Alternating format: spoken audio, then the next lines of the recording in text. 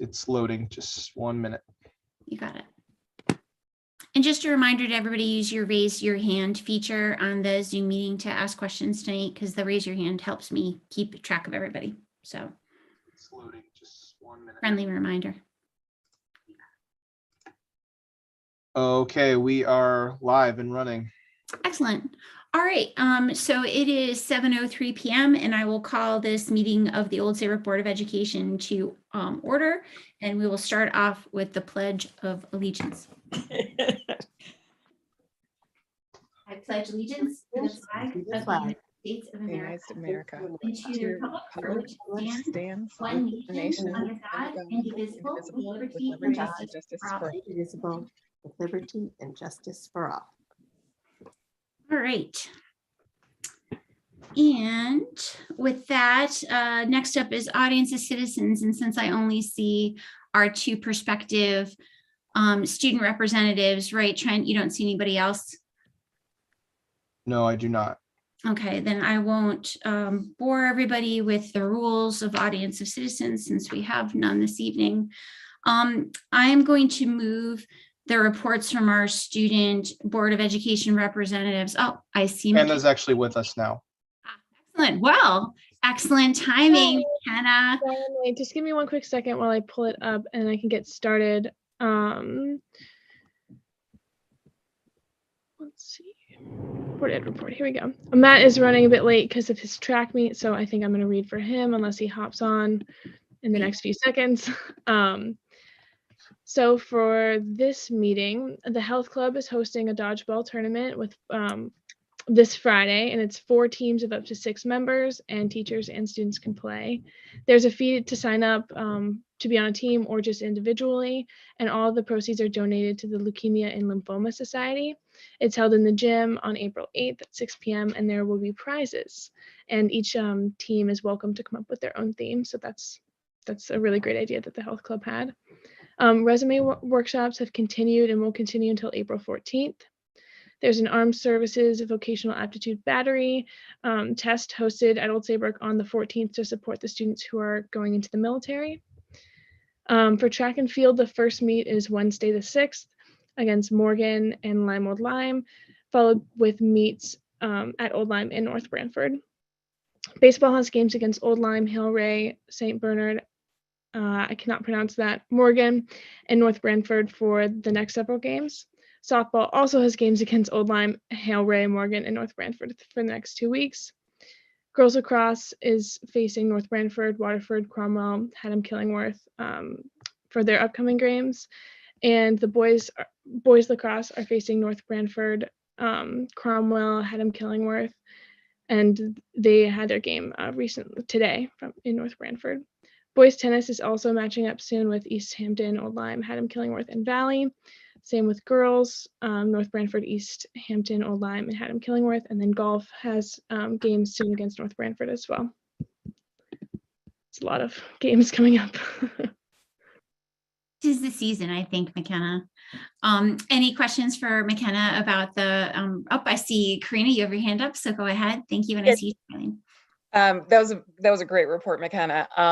And I just think what a clever and exciting event that dodgeball game is going to be. I think it's great that it includes teachers and students and is held at a time that could be, family entertainment. Yeah, I'm sure it will be great. At 6 o'clock. So I just wanted to say that just seems like it'll be a lot of fun.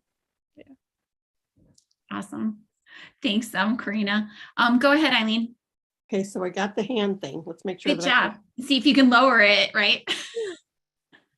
Up, and now you muted yourself because you were unmuted before. Okay, we tried. So I just had a question. I don't remember there being an Armed Services Vocational Aptitude Battery. So maybe Jan can talk about that. I didn't, I'd like to just know a little bit more about that. It says to support students hoping to enter any branch of the military. So is that, is there a cutoff? I don't know what this battery is looking for, so I'm curious. It's a test that all the armed services people have to take to like an aptitude test that they take before they go into any branch of the military, and you have to take it to go in. And so our high school is just hosting it, which makes it more accessible for students. So they're hosting it just for Old Saybrook or hosting it for other schools are coming to take it too? I am not sure. We have to ask someone who's Or more Dan, maybe? I don't know. on in on that. So I believe it's given every year, and it is exactly what it says. It's an aptitude test, and it's used by the armed services to assess students who are choosing military service as their pathway. It's not unlike any of the other aptitude tests that we give. And it's given across the nation at this time. As far as cutoffs and things like that, cut marks, I am not familiar at all with that. Interesting. Thanks.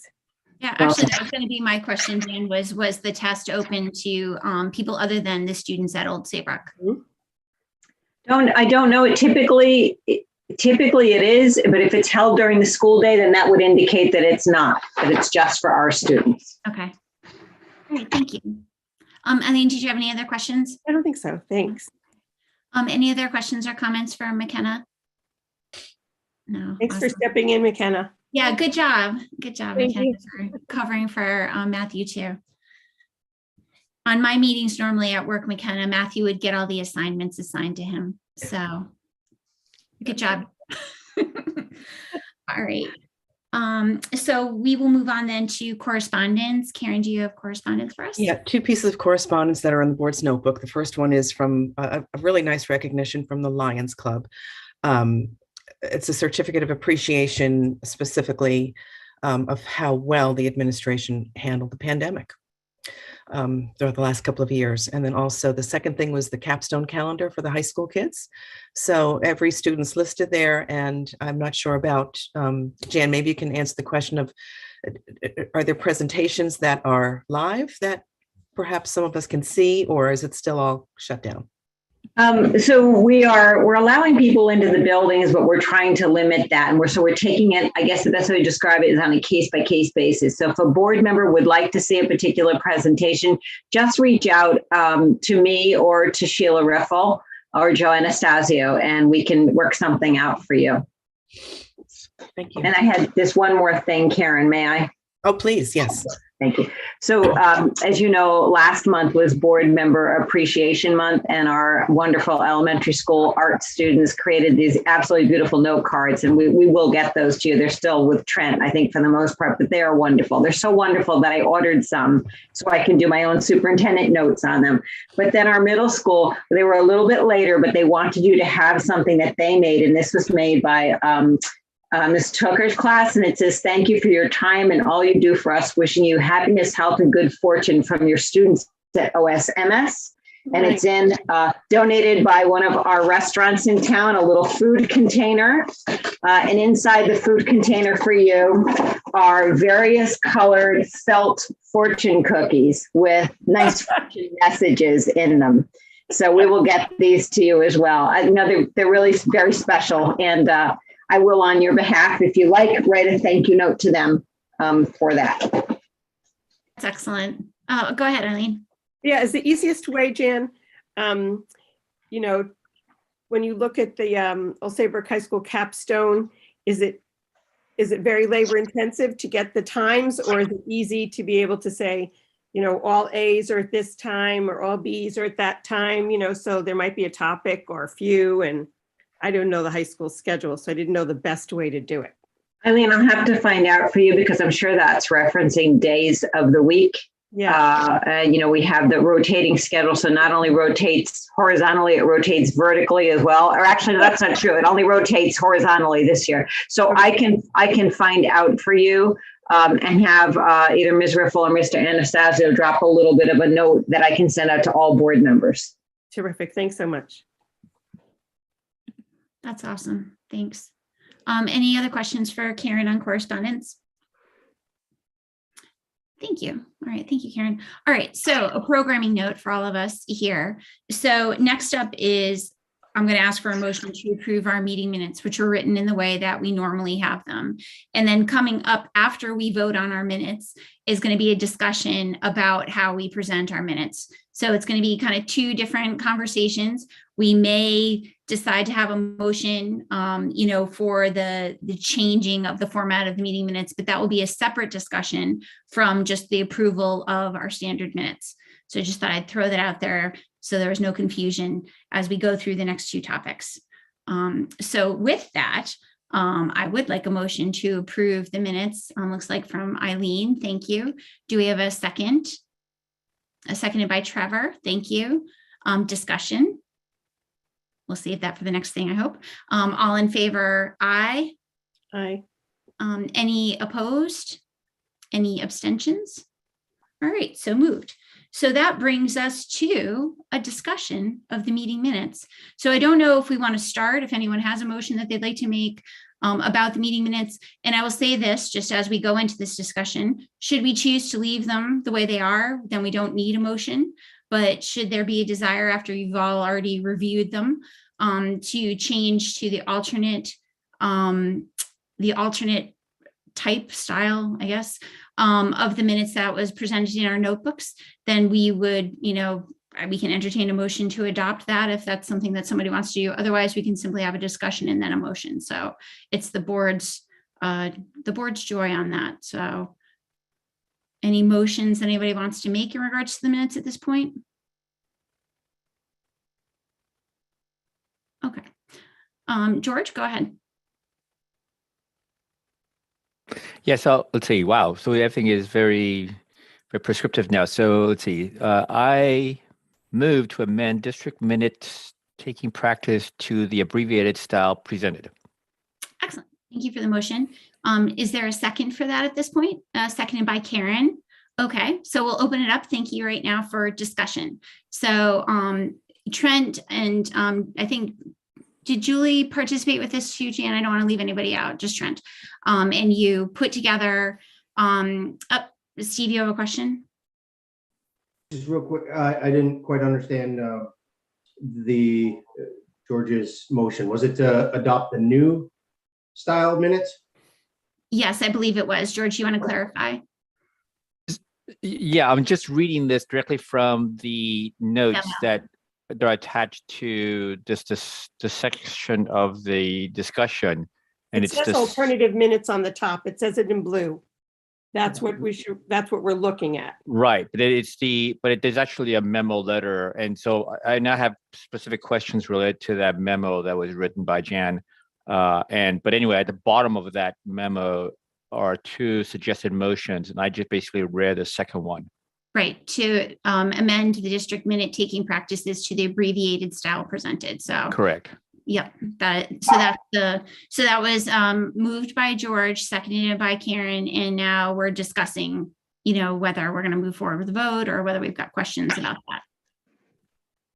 So would you like a little context for what Trent and I gathered?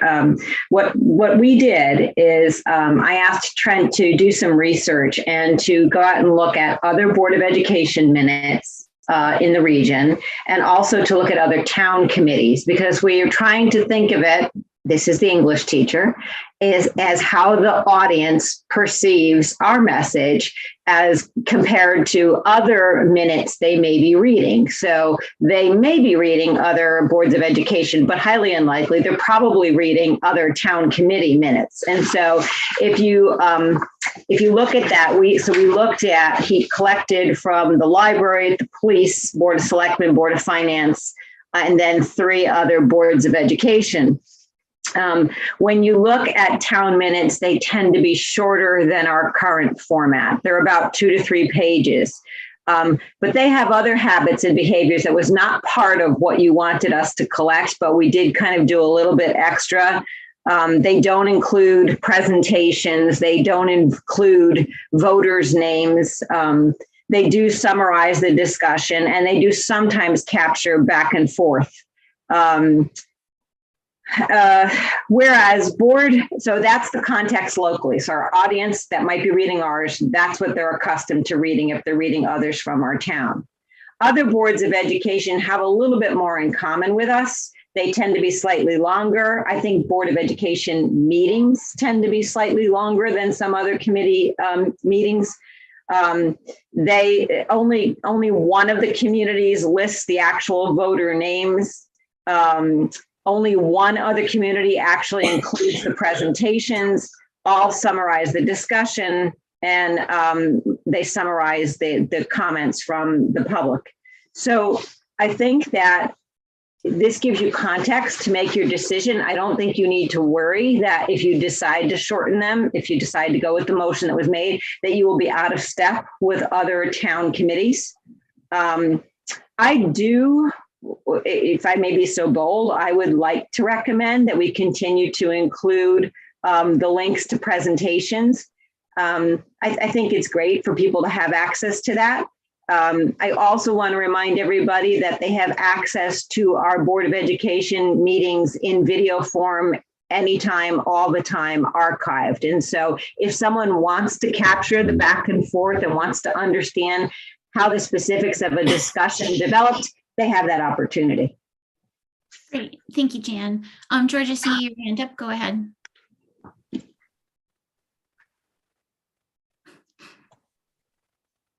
So I can never tell if I'm double muted or not. And so my couple points, right, relating to this. And so one is, I'm just trying to get some clarification on some of the bullet items on the second part of this note.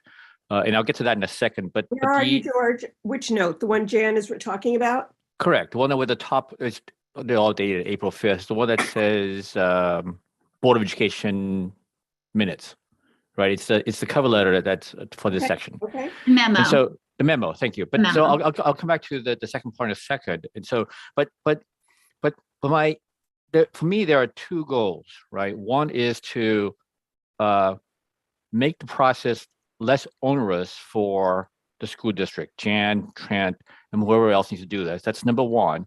And the second goal, at least for me, is to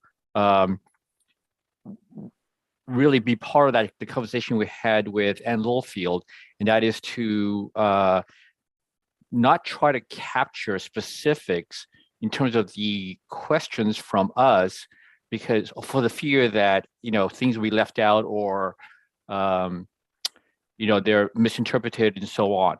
And so those are the two different goals. And so come back to the second one.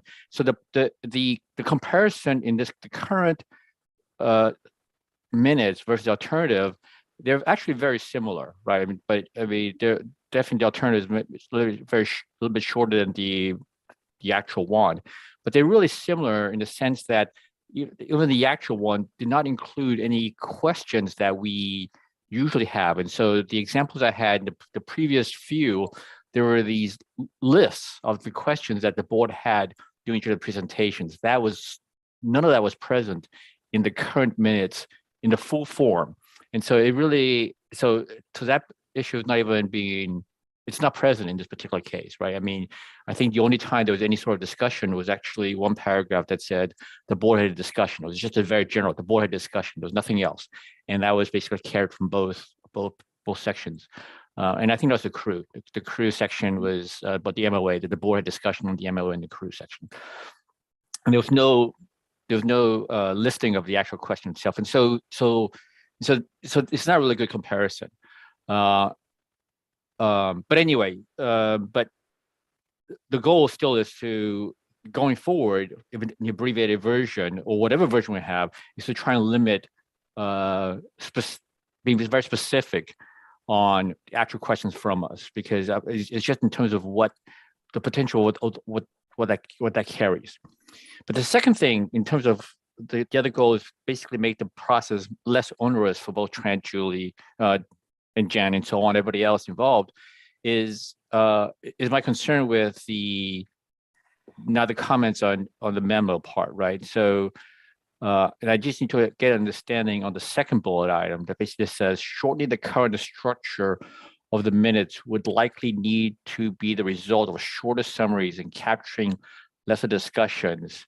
And so it's not clear to me whether that actually involved more work. Because if it does, then we're not really achieving the process of making this whole process less onerous. And so, so I'm not exactly sure what that meant in terms of what that is.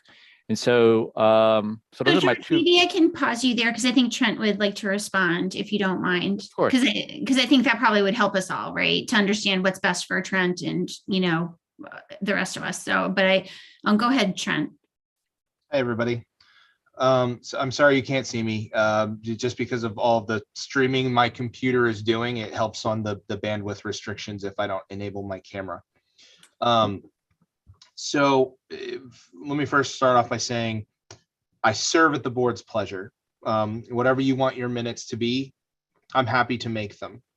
I've been on boards where, it was almost a transcript style that was the preference, and, felt very close to what you would get from a court stenographer. The shorter they are, for me, is just, we have to capture obviously our legal requirements, which are who's making motions, who's seconding those motions, and a very general sense of the topic and the discussion that took place. My process for minutes has evolved somewhat since COVID. Before COVID, I could be very engaged in your conversations with your minutes and in your meetings and your back and forth. I have a much larger role now facilitating the technology component of our meetings, which sometimes keeps me a little bit more away from your discussions and more monitoring the YouTube or making sure that, I have items to share if somebody can't share theirs. And so there's a whole technological piece that I'm sort of running behind the scenes that makes capturing very detailed minutes almost impossible at this point. So, we've kind of been going on this track of minutes for a little while now, but just to give you a sense of how I start this process is all of our wonderful administrators and teachers and whomever puts together the reports and the memos that you all get as part of your packet. And Jan and I will put that packet together every week and upload them. I use that as a basis, as a foundation for the beginning of the minutes. So in a sense, I know what's going to be said before it's said because I know what's in those reports and what's within those memos. So it's easy for me to use that as a foundation for one of the two major requirements of giving the public a general sense of what the topic is and what it's about. So to speak to that second bullet about the easiest way to shorten our minutes would be basically just to stop it there and say, okay, I've used the memos and the presentations to give the public a sense of what the topic is, and then you all have a discussion about it that I don't really capture. And as Jan said, anybody who's interested in watching this meeting live or after the fact is more than welcome to do so and see what everybody said in particular about a topic or what questions were answered. So the alternative style, as George correctly pointed out, is very similar to the other style. It just kind of stops at a certain point and doesn't capture anything beyond that sort of initial presentation. And it kind of frees me up to, again, sort of run the technology in the background, but also listen for that seemed like a really important point or a really important question. I'll capture that one thing and then, move on. So that's kind of my process. And again, if you like that shorter style, in some ways it is easier for me to put that together.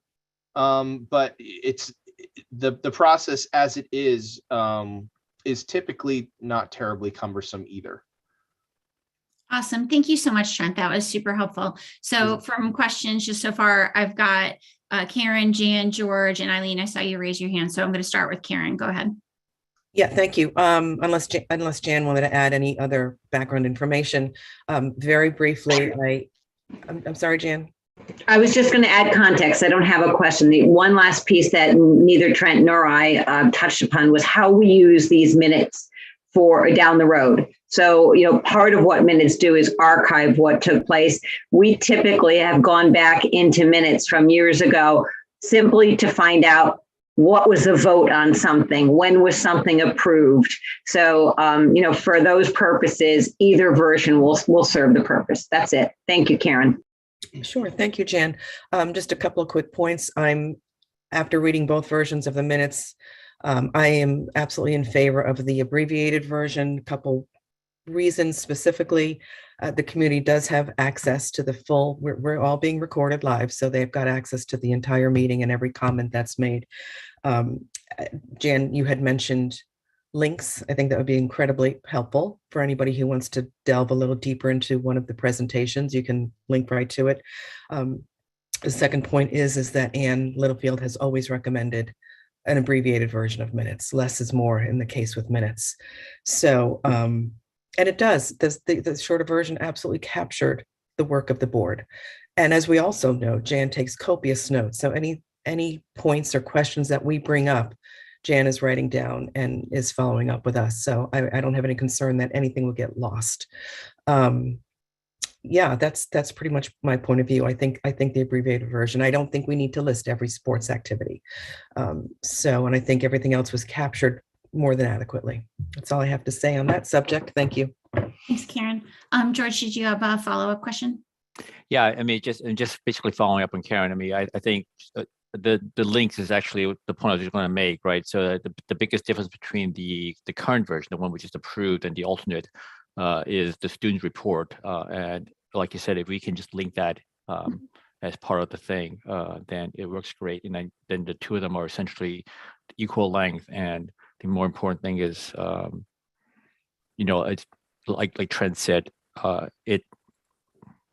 he can almost write the whole minutes pre meeting, and that's just the big time saver. And again, concurring with Karen, Jan keeps track of everything we say and ask anyway. So yeah, as soon as we're done with the discussion, George, I was definitely going to offer just an amendment to the motion that you've made. So regarding the links in the presentation. So Eileen, you had the next question. So I'm very much in favor of the original minutes. Okay. I think that there's people that don't necessarily, just because you put it out in a link, there's not everybody that has computer access. I think that, that some of the detail, if I wasn't on a Board of Education and I read it, I'd be like, oh, that really, I have to go somewhere else now and I have to go do a link to be able to find what I need to find. And, the Board of Education meeting lasts for 2 or 3 hours. I think that when you have it in the way that we do it right now, I think it captures it and it gives you an option to go there, but the information is there. I think that, there's people that are interested in sports. I think the student reps really want to be able to give a conversation about what they're doing. And if it just says, well, student reps gave the report without really giving any of the detail, then there's a question from my perspective as where does their voice come in here? I think there's some voice that gets left out. And I think it's too dry. I also question actually George's use of the word onerous, because I have never heard that in all the time I've been on a Board of Education, that anybody has ever said that those minutes were really difficult. I totally appreciate what he's saying is now with his role for sure, because he's, managing technology and those kinds of things. But I'm very much in favor of keeping it the way it is, with options for people to go to the links, but not reducing it to the fact of we had a discussion and not giving any detail. Okay. Yeah. Thank you, Eileen. Karina, you had your hand up, but did you get your question answered? Well, for me to jockey back and forth between these documents was a little bit of a challenge. So that was sort of the basis for my comment, because I didn't have them both in front of me. And so I agree that, we don't need to repeat the whole student report or go into that detail. I think by saying they made a report, it's attached either as an attachment or via a link is great. But isn't there like a happy medium where we don't go into full detail, repeat the presentation again, but also do capture some of the dialogue? I mean, I don't know. I think I trust Trent. I think he does a fine job. He knows what's legally required. And, I think that, yes, adding links is a great idea. But so I'm sort of rambling here. I see that the shorter version that was presented as an alternative does just sort of highlight what was covered, and I like that. But when Trent was describing it as it just sort of stops there, I think then yes, we do miss some of the dialogue, and I think that may be important. Mhm. Okay. No, that's fair, Karina. It was a different perspective. So thank you. So Jim's got his hand up, then Alan, then Steve. So go ahead, Jim. Yeah, thank you. I'll just reiterate my opinion from 2 weeks ago in a short format, so we don't have to get into too much detail. But I think, as Eileen said, Trent puts a good amount of detail into the minutes, relays a lot of the essential discussion that goes back and forth on some of the topics, and it provides a short form, if you will, for the public to grab the minutes, take a look at them. If they want to dive down into a deeper study of what this link said or what the actual presentation was, they can certainly go ahead and do that. But I think Trent does a good job and continues to do a good job of capturing the essential information that we need. And if it's any comparison based on the study that Jan and Trent had done, I know some of the other boards in town have minutes that range from 1 to 2 pages. However, having said that, their meetings typically only last an hour, and ours typically last 2.5, sometimes 3 hours. So I think it's proportional to the length of the meeting as to how long the minutes are going to be. So comparing the Board of Education to the Board of Zoning or Parks and Rec perhaps would not be necessarily a great comparison, but if you compare them to other boards of education like Jan and Trent have done, I think that's a valid comparison. And I think it looked like we were along the same lines of the same length or similar to other towns' boards of education minutes. So I prefer the existing format that Trent puts out today. Great. Thanks, Jim. Alan, any additional comments? Sure. So I don't want to be redundant, but I would agree with Eileen, Karina, and Jim's comments. I'm in favor of the current version. I would be concerned about what the public's takeaway on a shorter abbreviated version would be. I also think about folks that may have special needs, whether it's hearing or they can't read, they're not able to read. So I think about folks with disabilities that they would want the full, the ability to have the full minutes. And I think, as Jim's pointed out, we'd be in line with what other boards have done typically. And I agree, Trent takes great minutes. Maybe to Karina's point, there's a way to take some of the, I don't know how you do that, but some of the extended comments out. But I think Trent already does that, frankly. And when I read the minutes, when I miss a meeting and I read the minutes, I'm able to jump right in and pick up. I don't know that the public would be able to do that. So I'd be most concerned about what the public's perception of this, proposed change would be. That's all. So Thanks, I'm Alan. not in favor of that. Okay. So, and, just to move things along. So, Steve, do you have a comment? I see your hand is up. Just trying to move things on. I was going to. Yeah, I'll handle that. Thank you. So if you've got something new to say, feel free to say it. I don't want to stop you, but otherwise I am going to move it forward. Thank you. So with all that said, and I think we've kind of heard, all the differing opinions from, both sides. We've got a motion on the table, seconded by Karen. Karen, and I'll put it to Karen and George. Do you want to amend or have somebody put forth an amendment to include the links in presentation to your motion?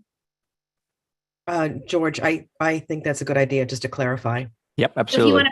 Karen, maybe if you'd like to put forth that motion, then George can second it for you, just from a process perspective. Okay, so I would just like to amend the motion that George made to include links and any other information that, Trent, you know how to word this, any other information that would be valuable to the public in understanding the minutes. Awesome. And I'll second that. Thank you, George. All right, so at this point, we're voting, a vote yes would be to support the motion that George has put forth, to go forward with the abbreviated minutes with the amendment of presentation and links being included in the abbreviated minutes, and a vote, no would be to keep the minutes as they are currently. So all in favor of the motion in the amendment, raise your hand and say aye, please. Aye. Okay, so it looks like 3, Steve, George, and Karen, and opposed, Nay. nay. Nay. Okay, so the nays have it. And I think that was Trevor, Jim, Karina, Eileen, Alan, and myself. So at this point, the minutes will remain as presented. Thanks so So much. that was a good discussion, though, everybody. And I think, I appreciate everybody's, comments. And one of the things, that we can also consider going forward, to Alan's point, is, we could always put them out in, another language, Alan, too, to support our English as a second language community. That's work. So good suggestion, though. All right. So moving on to the next conversation, which is our calendar holiday designation. So I'd just like to remind the board that we have already voted and unanimously approved the calendar for next year. So this is not a discussion or a movement to change the dates of the calendar, to change the end of the year. And Jan had put forth some motion suggestions. Should the board wish to change the way that we designate holidays. I'll also say that the calendar committee had put this forth the way that it's worded in the current approved version, already, considering, different perspectives on how holidays are worded. And so it would not be the board's position at this point to send it back to the calendar committee. This is, not something that we're going to, have it re-adjudicated in a committee. So if the board chooses to make a change tonight, then we would vote on that.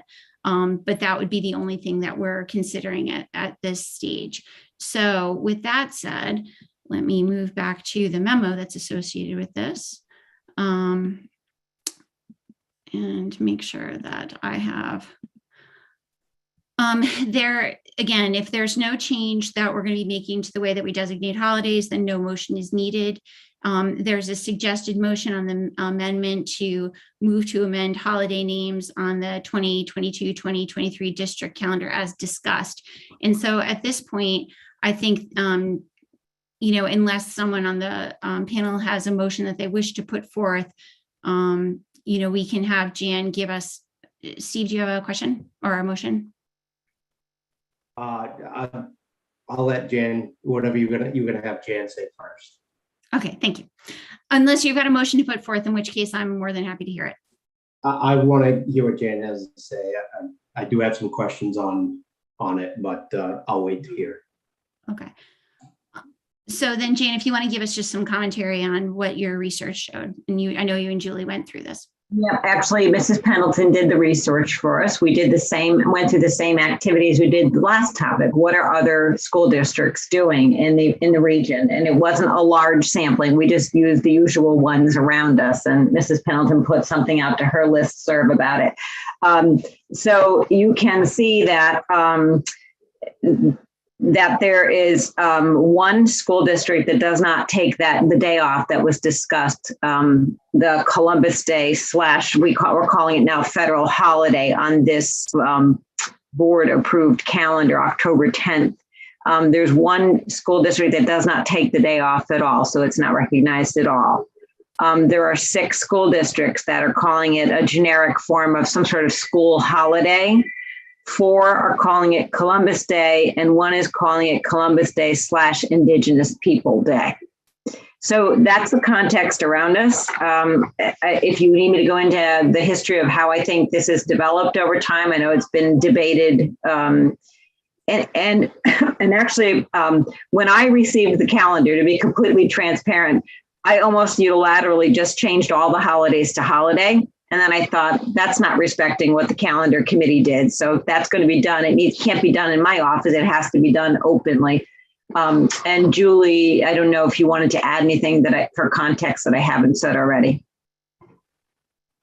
No, I think the discussion was brought out at the calendar committee level. Trevor, I think you were a member at the time before you were a board member. And so it was brought up, and there were not enough votes necessarily on the committee to make the change. So that's really how we got to where we are. Thanks, Julie. So at this point, does somebody want to put forth a motion ahead of a discussion? Go ahead, Karina. I'd like to make a motion that we rename the October 10th, I believe that's the date, October 10th holiday to reflect Columbus Day. Okay. Do we have a second for that motion? Steve, you're seconding that motion? Okay. So I'll open it up now to discussion. So, okay. Sorry, I know I'm not, everybody else has their hand formally raised first, but Okay. I'll go third. Okay. Well, actually, I don't think Alan's hand's really up. I think it's just up It's left the last one, right? Alan, you don't have a question, do you? Or you're good. Okay. So Steve has his up first, then Karina, then Eileen. So go ahead, Steve. Okay, so I respect the fact that there's a lot of debate countrywide on the title of Columbus Day versus other names.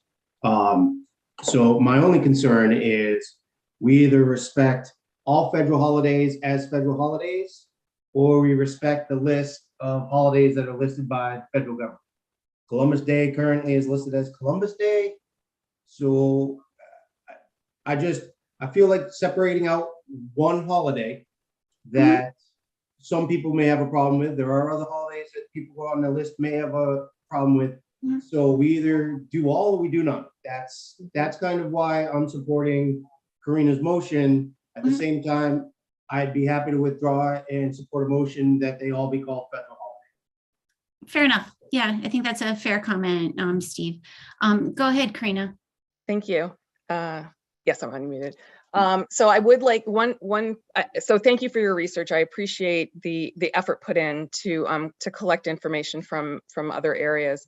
The state of Connecticut, the list of holidays that the state has that recognizes lists Columbus Day. It doesn't list it as Indigenous Peoples Day.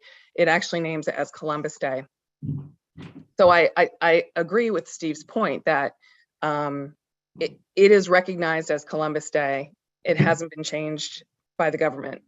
And I do feel that by calling it something other, it does, in a sense, make a political statement that in education we're supposed to stay away from. So, so my motion is to change it to Columbus Day and be respectful of the holidays. If we don't want to, we're giving it off. We're recognizing the holiday. Let's call it what it is. That's just my comment. Okay. Thank you, Karina. George, you had your hand up. I'm just trying to get clarification on exactly what's at stake here, right? Are we just talking about that one particular day, October 10th? Karina's motion, George, was simply when we approved the calendar before, it was the only holiday on the calendar that we called a federal holiday instead of calling it, Halloween or, whatever. And so Karina's motion is to change it to match the rest of the calendar where we name what the holidays are from a federal holiday perspective. So her motion is to change the wording of that one day to Columbus Day. Now, and I'm not arguing one way or the other, debating one way or the other, but I will say, so say the board chooses not to vote for that, an alternative could be put forth from a motion perspective to just change the names of all of the holidays to holiday, as opposed to, so that could be an alternative. So if folks don't feel comfortable with calling it Columbus Day and that motion gets, voted down, we could come back with another motion that says we change everything to holiday, or we have no other motions and we leave it the way it is. So just from like a process perspective. So, but it was a good question, George. Did I answer your question? Well, partially, right? Because I think the motion just basically says we want to change it the federal holiday, but it went on to say you want to change it specifically to a particular name. That was her motion, was to change Right. that day from holiday to Columbus Day. Specifically close. I see. Yeah. Fair enough. All right. Because specifically that name, because that's the name of the holiday. No, I And we're understand. giving I it- understand. I understand. Yeah. I just, I mean, I as think it was opposed just to, confusing. we Yeah. want to change it and there'll be another discussion in terms of what we're going to call it. No, we're not going to have a separate discussion about what we're going to call it. It's either you're going to vote for Columbus Day or you're going to vote against it. And then if somebody wants to put forth a secondary motion to change everything to holiday, then we can certainly do that. But yeah, I will say this just, in general, my intention is not to have this be like a personal commentary on what everybody thinks about whether Columbus Day is a good thing or a bad thing, or whether we should have it off or we shouldn't have it off.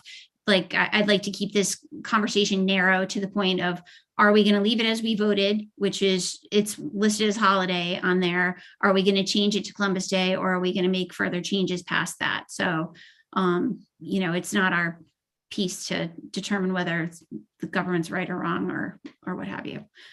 So Trevor, you had your hand up, so I'll let you go next. Yeah, I just think we should be consistent with what, either we're doing all the holidays that the state is using, or we do federal holidays. I mean, I think we should just try to go that way. And to Karina's point, that's basically what my point was. I asked someone at work the other day about this. 3 people, I got 3 different answers. So it seems like this holiday is one of those holidays that everybody has a strong opinion about. But I just think we should be consistent. Either we do all of them, like Columbus Day, things, all those holidays, or we don't do any of them. So sort of what Steve and Karina said. Okay. Thank you, Trevor. I appreciate it. Thank you. Go ahead, Alan. You had your hand up, and then Eileen, I saw your hand up too. So Go ahead, Alan. just a quick question. So what was the nature, and I'm sorry if I missed this, but of it being changed to federal holiday, October 10th? Yeah. That I was, think came out of the there was- calendar committee? I think there was discussion on the calendar committee, and Julie, you can correct me if I'm wrong, that there was some thought, and I think obviously our discussion here is proof of it, that that folks find the designation Columbus Day problematic. And so the calendar committee discussed this as a solution to try to, kind of make everybody happy. Thank you for that. Yeah, I'm in agreement that if we change one, we should change them all. But I think changing them all would be a real deficit or a detriment to recognizing all the other holidays that are so significant to so many. So that's all I have to say. Thanks, Alan.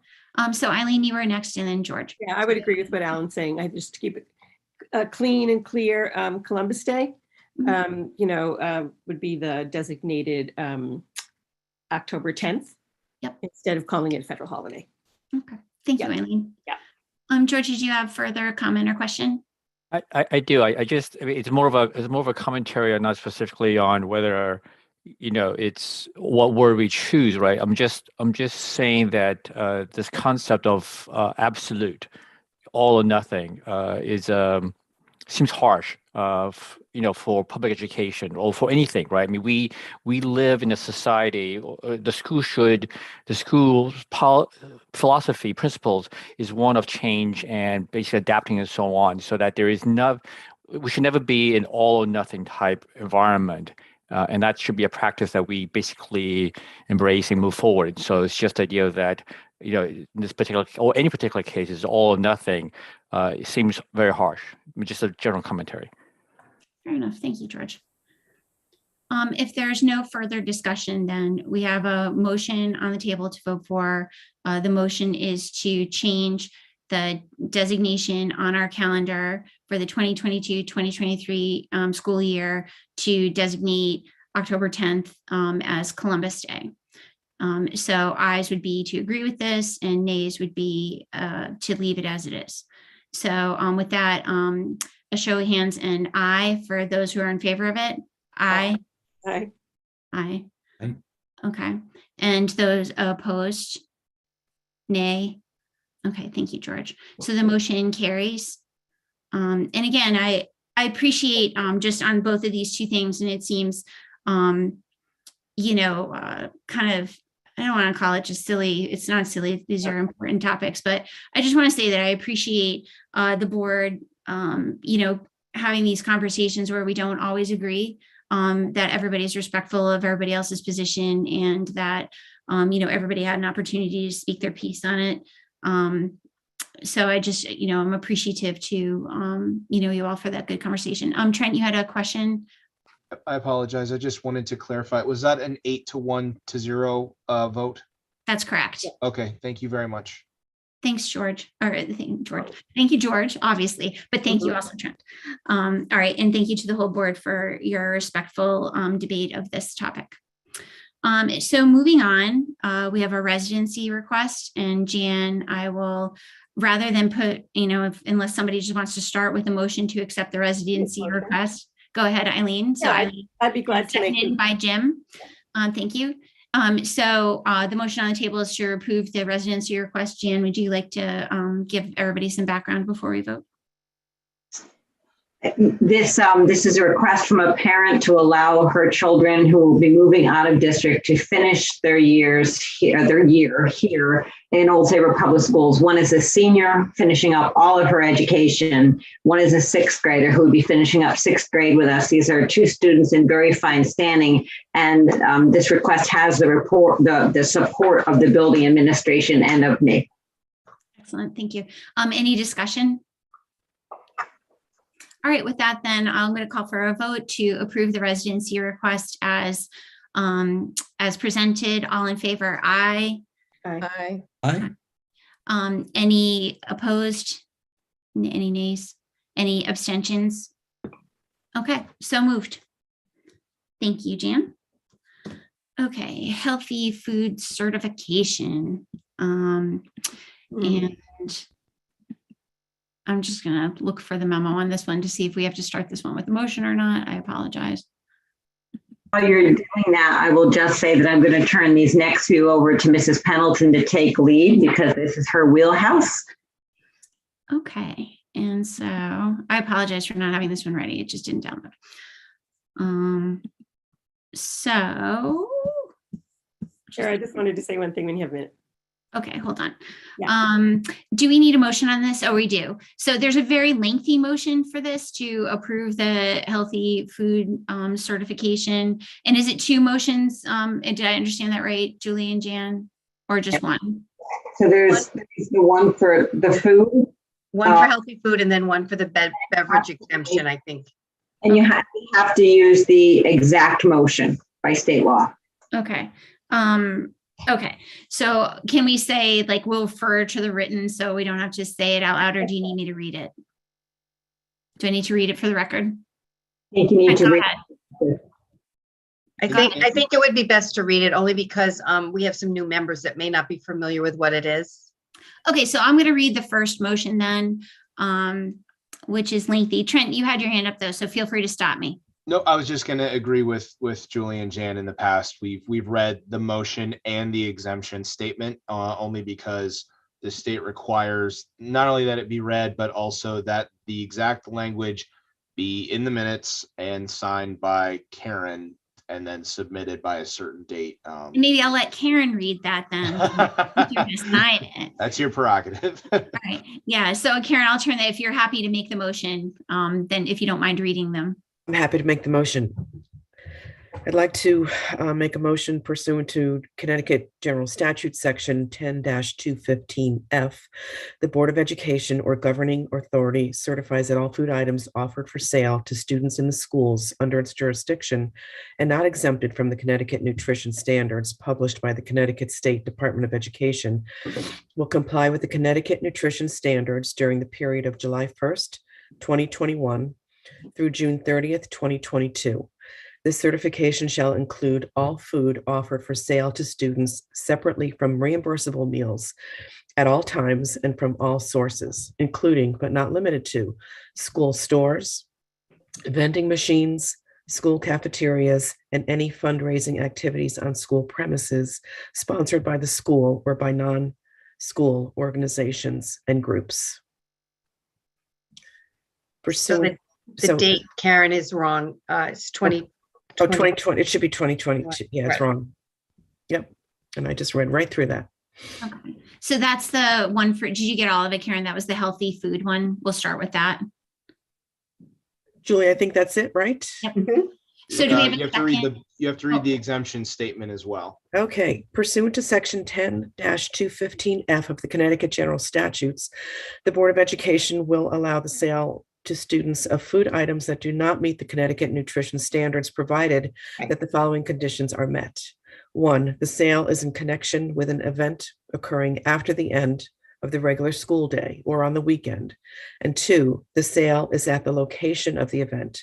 And 3, the food items are not sold from a vending machine or a school store. An event is an occurrence that involves more than just a regularly scheduled practice, meeting, or extracurricular activity. For example, soccer games, school plays, and interscholastic debates are events, but soccer parades, play rehearsals, and debate team meetings are not.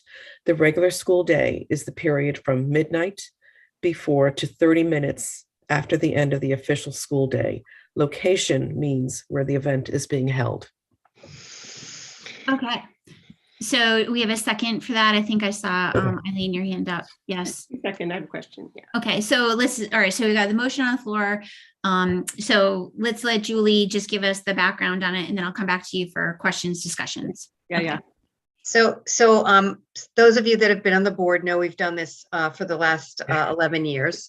And so this is in order to participate, it does allow us a little bit more money on our reimbursement to be healthy food compliant. It is highly encouraged by the State Department of Education, as you can probably tell, given the complex motion that Karen had to read.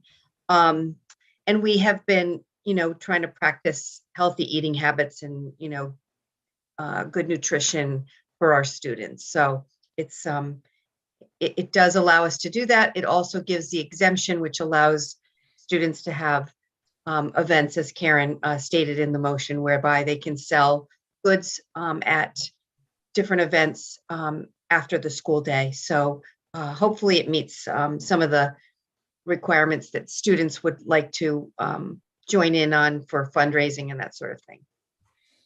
Okay, so thank you, Julie. Eileen, you had a question first. I do. I just want to say that when this comes up every year, I always think about Holly, because when she did this, she was always like, really, what about birthday parties? And what about things like that? So I understand that the intent, I always have been in support of this. I guess the intent is that during school hours, there was no competition with food that may not be pursuant to the nutrition standards. They don't want competition, with students eating Cheetos or who knows what else during the school days. That's right, Julie, correct? Right. It's not to compete with the nutrition program, so that hopefully kids choose a healthy meal before they choose a cupcake for dessert. That's right. Okay, right.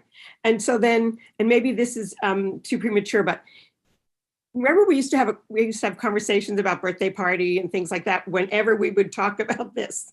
But usually birthday parties, if parents want to bring in things, it's not at the end of the day, because they usually do it during the day when the children have their classes. So if I remember correctly, I think it's not mandated. It's just like, consider when you're doing a birthday party for your children to bring in healthy foods if possible.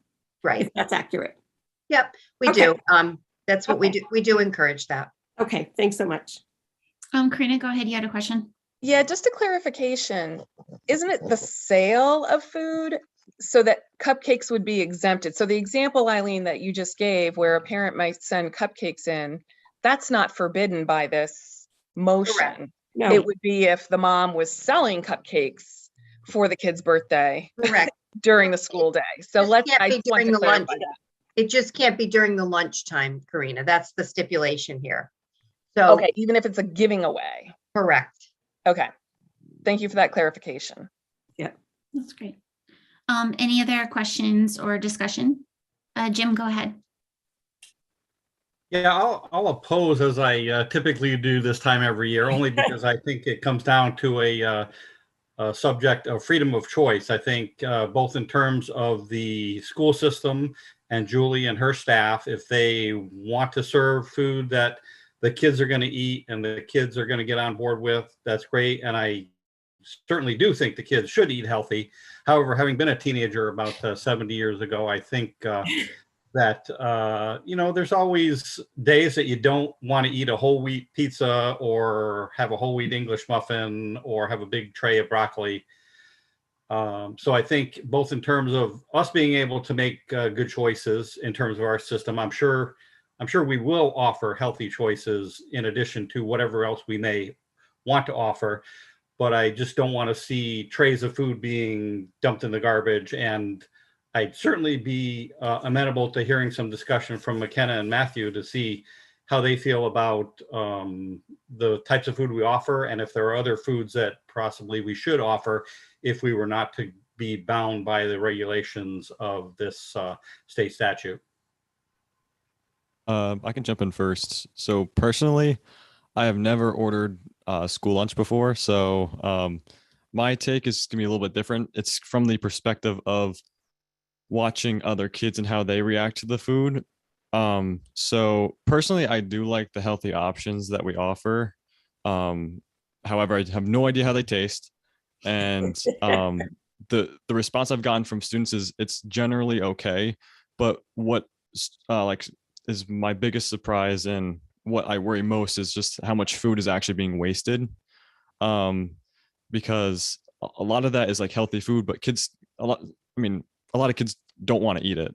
So they end up just throwing it away anyway, which is a complete waste. So I would personally rather still offering those healthy choices.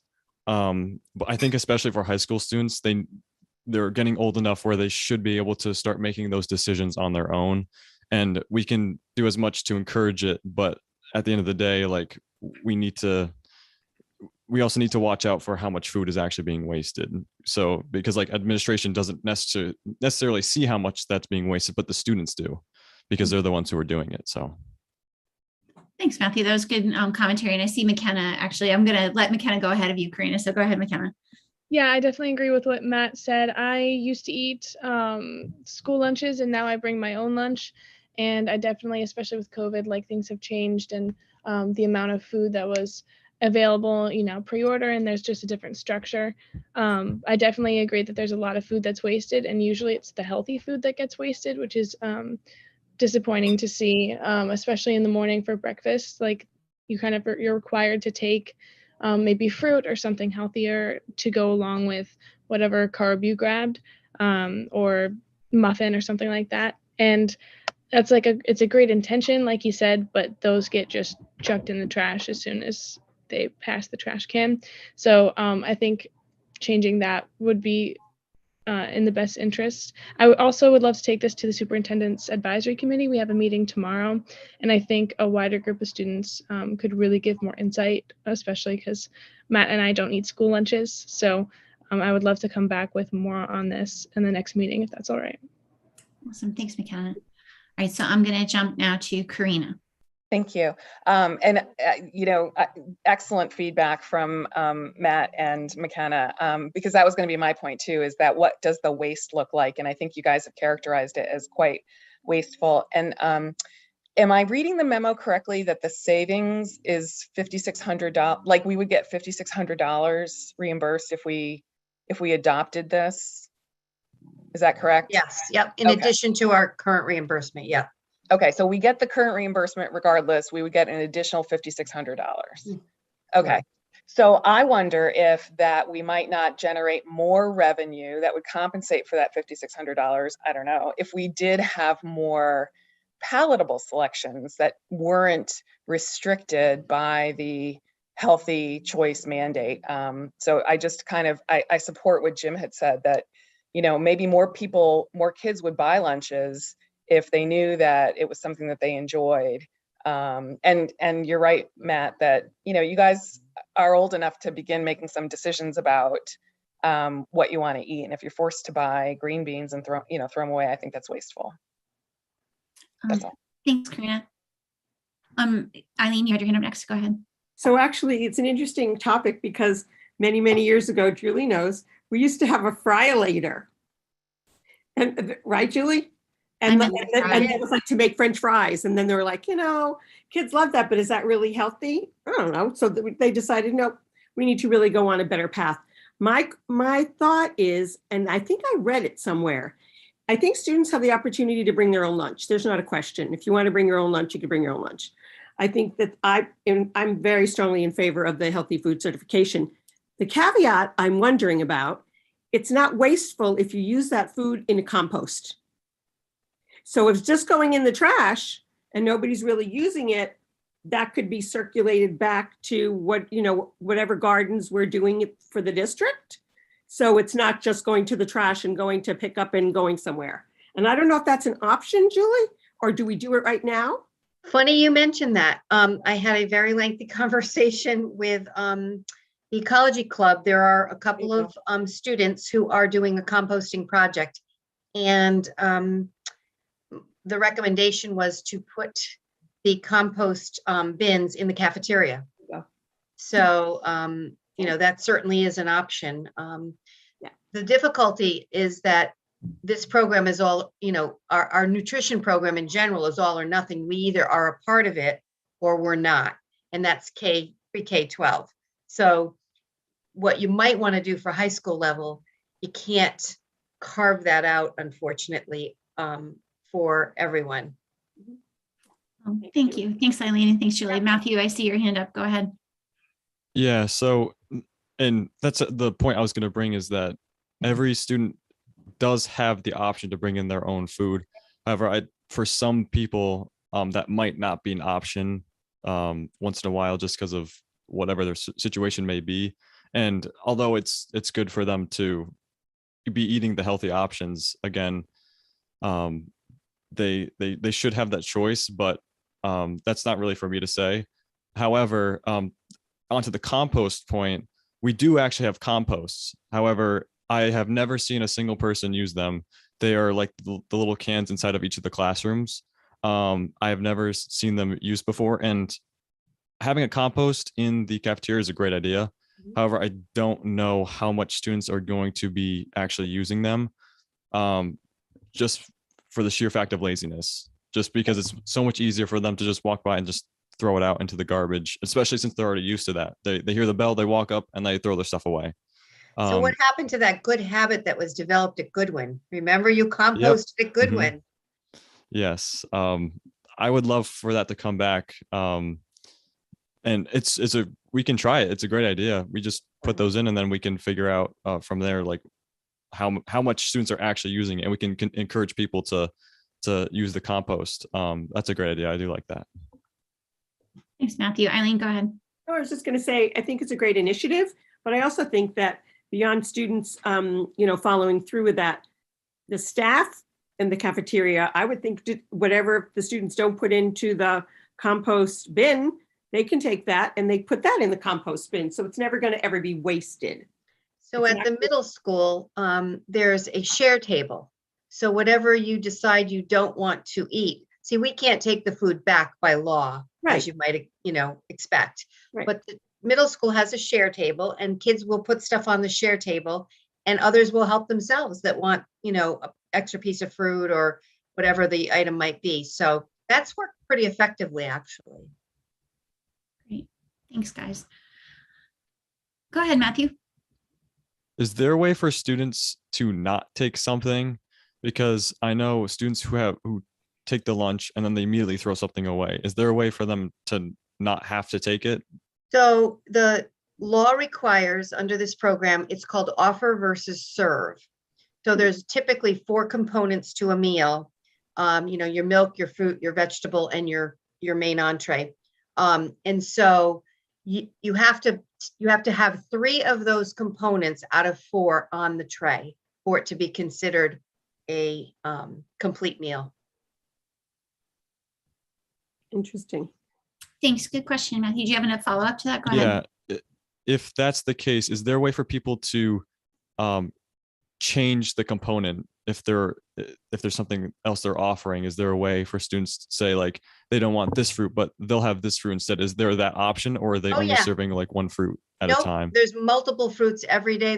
There's often multiple vegetable options every day. They're in the little cups. I don't know if you've ever seen them, but there's carrots and cucumbers and broccoli and tomatoes, and you can take as many of the fruits and vegetables as you want. The whole idea, I should give you I'll stand on my soapbox for a minute. The whole idea behind the program is that if students were to take all the components and eat all the components that go with a meal, it would be nutritional and it would be filling. Most kids, like you said, your friends and others don't, all they want is the main item. They don't want the other pieces to the meal. And therefore the waste, happens and often they're not filled because they don't eat all the components. Karina, you had a comment or a question? Yeah, do we know, I had heard that Madison doesn't participate in this program. Do you know of other schools, what they do in the area? So Madison is the only one that doesn't participate that I know of. And their meals range from $4 to $6. So that's the other piece of this, sadly. It would mean significant increase in the cost of what we offer. And just as a follow-up to that, would kids be able to do a la carte, or would they still have to purchase a whole meal, or could they buy like a la carte what they want? So we do allow a la carte. Again, the cost of a la carte becomes much more expensive. It could be more than the meal itself. So say you just want the hamburger, that might be $3 versus the whole meal is $3.25, or something along those lines. Okay, so if there's no further discussion, any further comment, Jan or Julie, before we go to a vote? No, okay. So at this point, then we have a motion to approve the motion that Karen read, that was very lengthy, supporting this designation. So I is for approval, nay would be against. So all in favor of approving the motion as presented, aye. Aye. Aye. Okay, and those opposed would be a nay. Nay.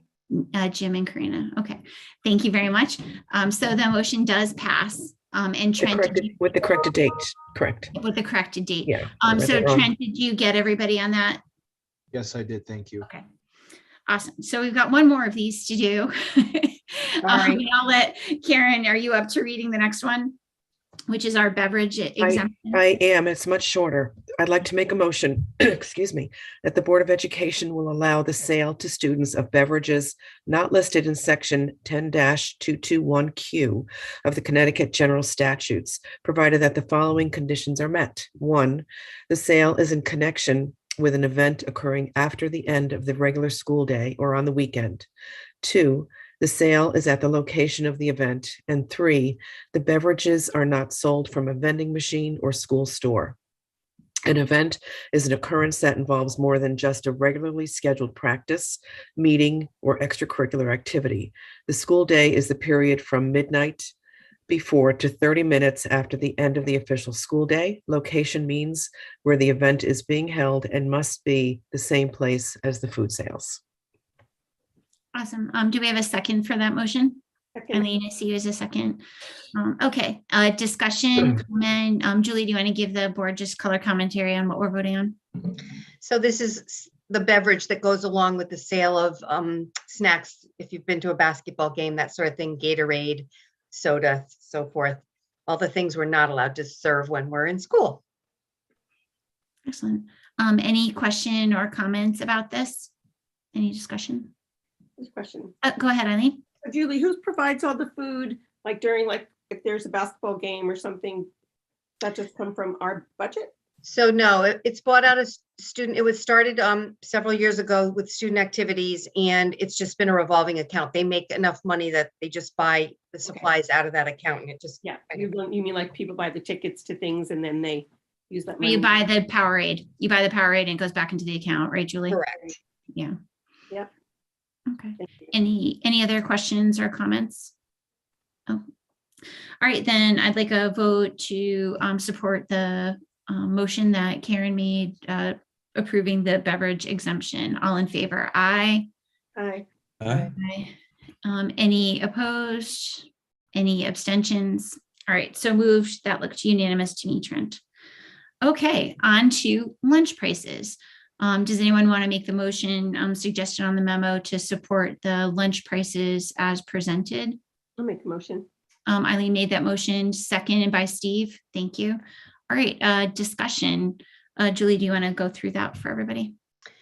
So I don't think it's a big surprise. And, you know, it's unfortunate that we have to increase the lunch prices, but cost of food, fuel, delivery charges, and that is coupled with we are getting fewer and fewer commodities from the government. So, you know, there's concern that we really are going to start as we go back into the regular food program where we're charging. You know, it's been free for the last 2 years. Students will now have to pay. You know, it's going to be a difficult climb, I think, for us, and we're going to have to watch it very closely. But this will hopefully offset a little bit of those costs that we know are increasing dramatically. George, I see you've had a question. Do you want to go ahead? Yeah, so I have first I'll start with a quick question. So obviously the last 2 years is not going to be indicative because we're essentially giving away food. And so the participation theoretically should be 100% because we're giving away free food. And so we're either going to go back to look at pre-COVID or just anticipation of how many meals do you think we sell, the district sells, when they're charging? So we know those numbers, George. We served about 110,000 meals annually. 110, 120, it varies depending on enrollment, pre-COVID.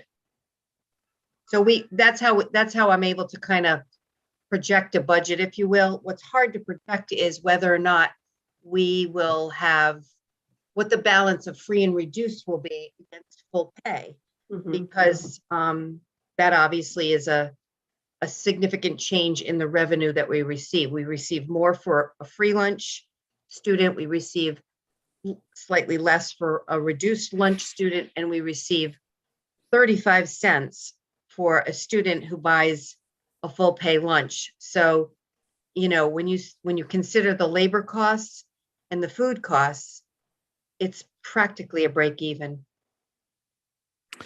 So it's a proposal first, and I'll describe what it is. Right, my proposal is to not increase these lunch prices, but make up the differences as a line item in our budget. Now, if I'm reading the memo correctly, right now there is a slight surplus from the SSO program that will cover this year. And so if we do this year's, the budget for fiscal year 22-23 has already, it will be approved. Well, it's going to go for vote soon. And so we really can't change that, but just going forward. And so, and the rationale for this is this, right? So, you know, we went through 2 years of COVID where everybody's getting free food, but the biggest impact were for the families that really needed it. And that impact was huge in terms of the support for that.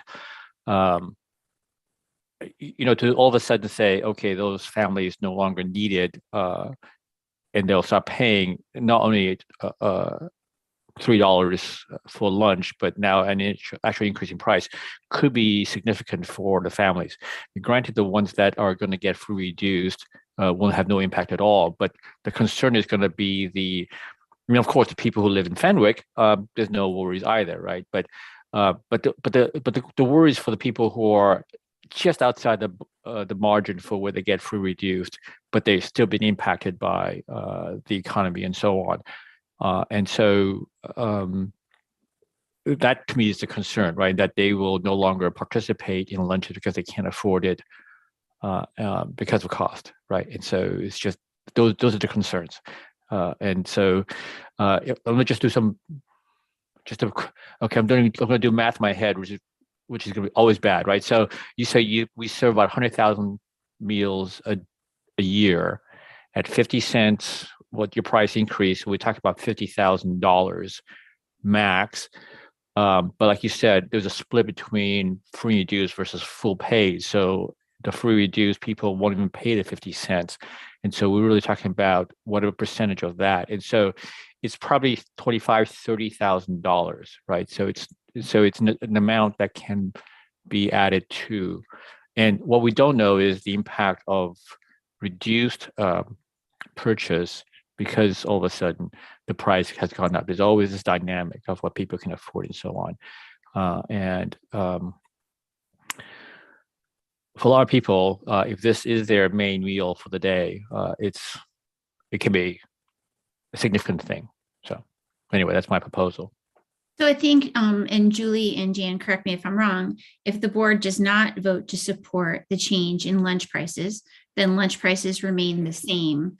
And if we don't have the money, specifically allocated to the lunches, then to George's point, it would just come out of the general budget, the Board of Education general budget, that $20,000 or $30,000. So I understand that correctly, right? There's one other slight wrinkle in that the school lunch program currently is not in our operating budget. It has been a self-funded program. I don't think that will continue to be the case in the future. We've had that discussion before. We see a time where that won't be possible. That may be the case this year.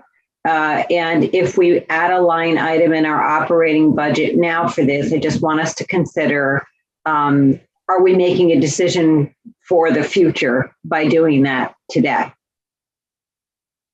George, you had a further comment. Go ahead. I did, right? I mean, I understand where you're going at, Janet, and I appreciate that, this has maybe morphed into, I don't want this to morph into a larger issue, but in the past, right, the catering business, my understanding is that the catering business that the old Saybrook ran partially supported the food budget as well. And so, there's a whole discussion in terms of how sustainable that catering business is as well. But the other aspect in terms of putting on the line item is just on a principal level, right? It basically dilutes out, if that's the right word, or basically averages out the cost across the entire community versus certain people the school community essentially, right? And so that's the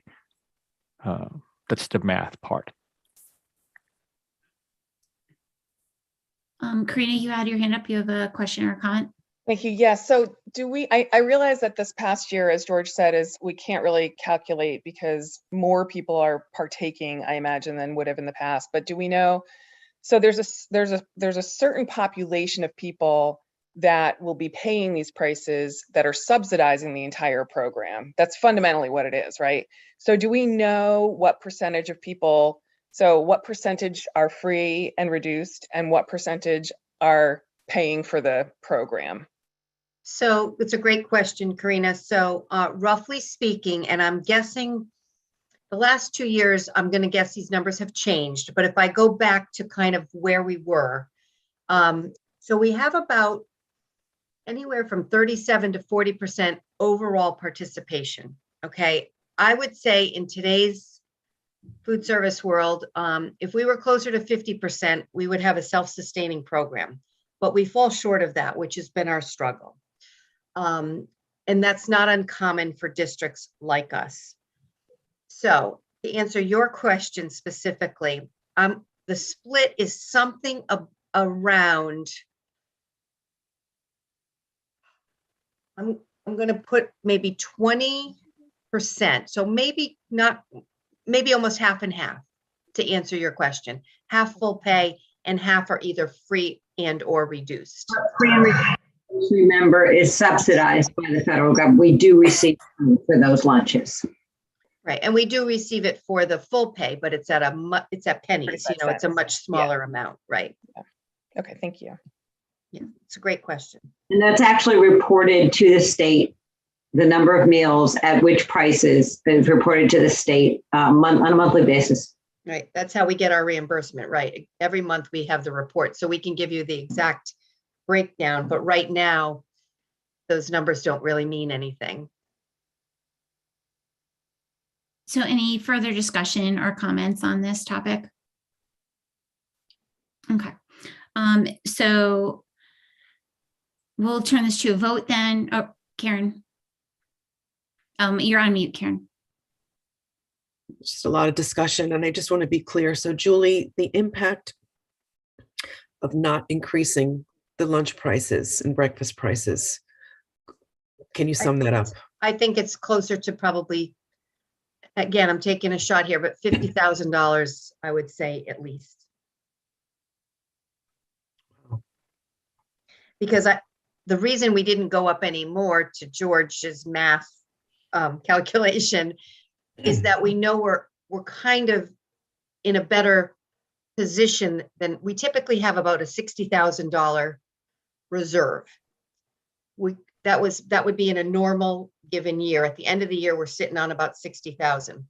Right now, we're sitting on about 140,000. So given what we have kind of in reserve, factoring in the fact that we know costs of food are going to be greater, and that we're going to probably have, if we didn't raise prices, you'd have a loss in overall revenue because costs are greater with labor and food. Sure. You know, it's going to be a chunk. And we've had years where we haven't increased prices, as I recall, correct? That's true. Yep. Yeah. Yep. We have not always increased them. Right. Okay. Thank you.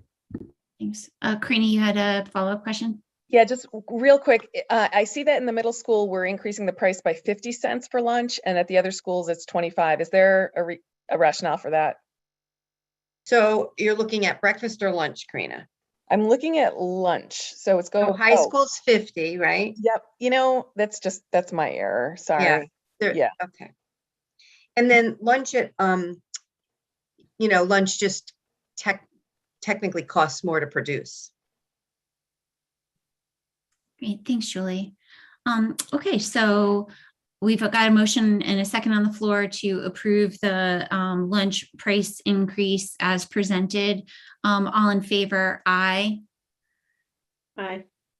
So let's see, that's Steve, Karen, and Eileen. All opposed, nay. All right, and the nays have it. Did you get that, Trent, the count? Like 3 in favor, 6 opposed, 6 against. Yes. Thank you. I think. May I ask that we go ahead and take a vote, because I believe I didn't expect this outcome. So I believe we have a policy that says the board sets the price every year. Okay. So I think I'd like to have an active vote. So we actually set it at the current prices. Please. All right, so can we get a motion from the board to approve the school lunch prices as they are currently set? Wait. So moved by Jim and seconded by Alan. All in favor, aye. Oh, Aye. I'm sorry, Steve, you're right. Discussion, Steve, you have a question? Yes, new motion, new discussion. Yes, I just want to make a point that the ones who are choosing to keep the price, in light of the prices of everything going up, we can't control the prices of everything going up. That's set in policies that are run by our federal government, and who gets elected in. It is a result of what's going on in the world right now. And by not increasing our prices, we just subjected the rest of the town of Old Saybrook to a $50,000 increase approximately in next year's budget. So we're already adding extra 50,000 before we start adding any raises, any increased costs of energies, anything. We're not talking about a lot of money here, but we're passing the buck down to somebody else, and we're increasing next year's budget already. I strongly disagree with not increasing the prices. Okay. So thank you for your comment, Steve. George, you had your hand up, and then Jim. Go ahead, George. A little bit confused by Steve's comment, but my understanding is right now we're sitting on $140,000 excess. Mhm. Is that correct, Well, Julie? So it's considered, we're supposed to have 3 months worth of operating expenses. And because we have been producing more lunches the last 2 years, that's probably about 3 months worth of operating expenses. within the ballpark. It's more than what we usually have, but it will go quickly based on the cost of goods coming in. I understand. And so, you know, I'm just, the other comment is everything else that the school does, the community is part of the community's total bill, right? I'm not just sure why this gets carved out as a separate entity, right? So, but my confusion with Steve is I was under the impression that he had voted not to change the prices. So I'm not exactly sure what his comment was. So I'm a little bit lost. Go ahead, Steve. No, I voted to increase the price. Yeah, he was one of the people that voted Yeah, I for. was one of the 3 that voted to Yeah. increase the price so that we're not passing this on to all the taxpayers. We're passing it on to the ones that use the program. My bad. That's Yeah. right. I don't see that going into, next year's budget when we come time, and we're gonna have to add a line item for approximately $50,000 that we don't have now. And the reason is because we didn't want to increase those who use the system.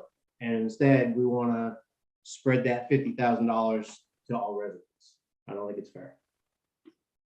Thank you. Jim, go ahead.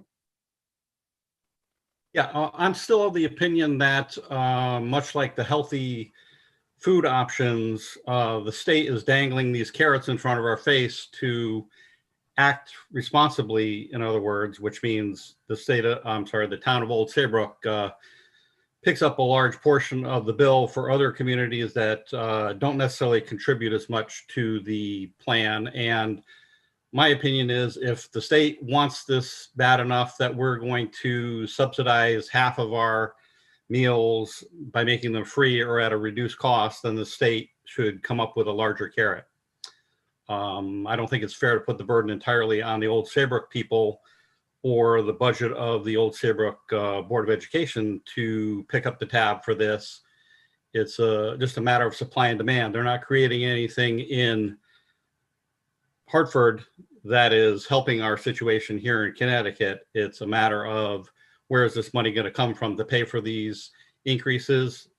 One way or another, it's coming out of the pockets of the Old Saybrook taxpayers. And until the people in Hartford get the program that this pocket is not an empty and deep pocket, I think that the fact remains that they're going to have to hear it one way or the other. And if they hear that their free lunches are in jeopardy, then they're going to have to come up with a bigger carrot. So just point of clarification, this is a national school lunch program, so it's actually federal. Same principles apply. Right, it does. And the state, I will say, I know that a couple of our legislators fought hard to continue with free lunches, and it didn't pass. But just to make sure everybody's clear on how this works. Thanks, Julie. Craney, you had a comment?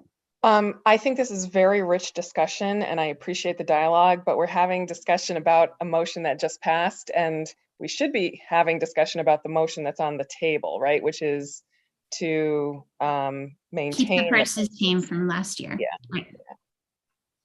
Thank you. So any further discussion about the motion that's on the table? All right, so we'll go to a vote, which is to approve the existing prices for the school lunch to be in place for the 2022-2023 school year. So those in favor say aye. Aye. Aye. And opposed is nay. Nay, 3 nay.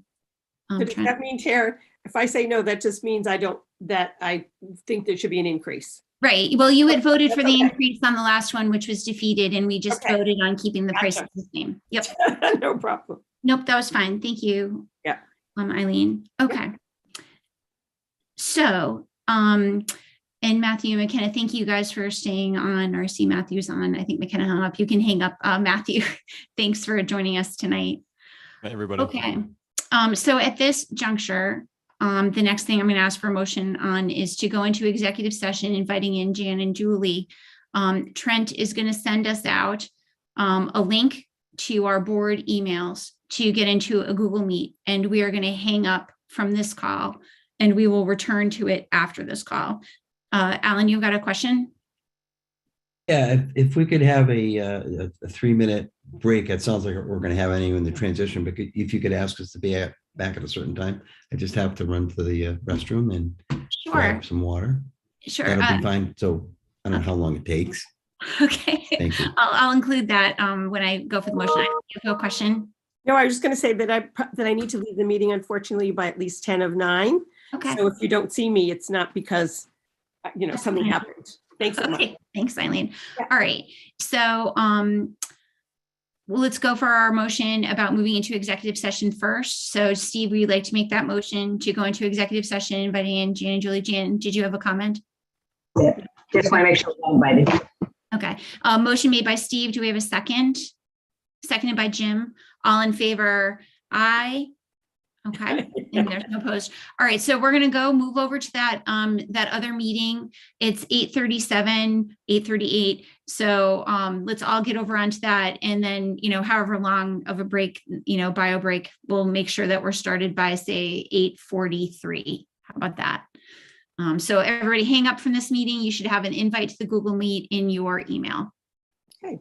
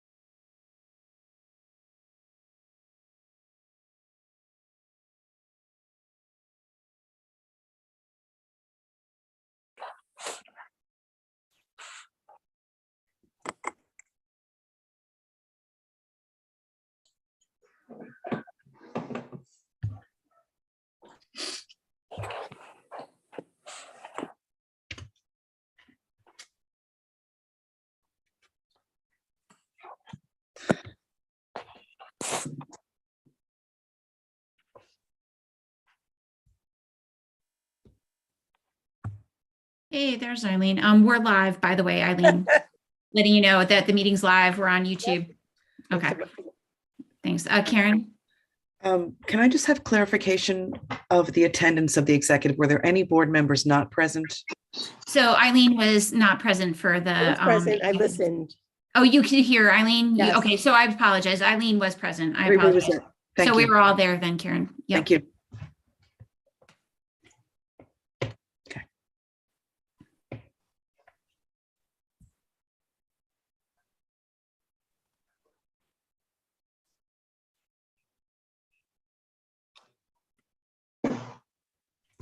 Just give me 1 minute. I'm working on making sure everybody got back in. Thanks, Trent. Yeah, I think we're just waiting for. Jan. Yeah.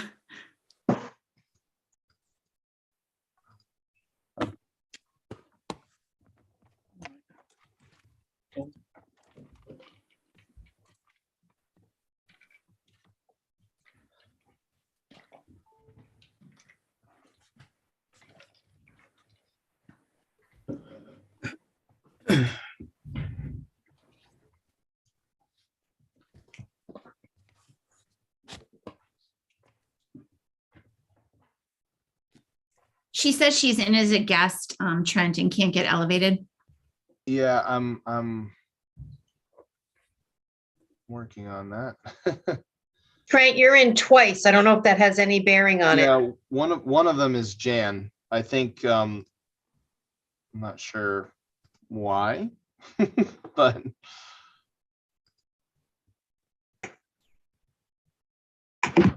Can you hear me? we Yes. can. Oh, okay, then go ahead, as long as you can hear me. Okay. Okay. Yep, we can. So Trent, for the notes, we came out of executive session at 9:52. All right, and at this point, I'd like to ask for a motion to approve the contract as presented for the social emotional learning coordinator. Moved by Alan, seconded by Eileen. Discussion. All in, hearing no discussion, all in favor, aye. Okay. Any opposed? Any abstentions? All right, so moved. Next, I'd like a motion to approve the contract for the Chief Information and Technology Officer as presented. Moved by Karen, seconded by Eileen. Discussion. Hearing none, all in favor, aye. Aye. Any opposed? Any abstentions? All right, so moved. Next, a motion to approve the Information Systems Manager contract as presented. Moved by Trevor. We have a second. Second by Eileen. Discussion. Hearing none, all in favor, aye. Aye. Any opposed? No. Any abstentions? No. All right, so moved. Next is a motion to approve the Educational Data and Innovations Manager contract as presented. Moved by Trevor, second by Karen. Any discussion? Hearing none, all in favor, aye. Aye. Any opposed? No, there's no opposed. That was unanimous. No abstentions. Next, a motion to approve the Technology Associate contract as presented. Moved by Trevor, second by Alan. Discussion. Hearing none, all in favor, aye. Aye. And that's unanimous. So next is a motion to approve the Food Services Director as presented, contract as presented. Moved by Trevor, second by Eileen. Discussion. Hearing none, all in favor, aye. Aye. And again, unanimous. Next, a motion to approve School to Career Coordinator contract as presented. Moved by Trevor, second by Eileen. Discussion. Hearing none, all in favor, aye. Aye. Again, unanimous, thank you. And lastly, that approve the district nurses contract as presented. Moved by Trevor, second by Eileen. Thank you. Discussion? None. All in favor? Aye. Aye. And unanimous. And then lastly, a motion to approve the leave of absence request as presented. So moved. Eileen, moved by Eileen, second by Trevor. I saw you second. Any discussion? Hearing none. All in favor? Aye. Aye. And again, unanimous. Thank you. All right. So that is all of the motions for the evening. Just some quick reminders. There's a parent meeting on the 11th of April at 6 p.m. that we can join.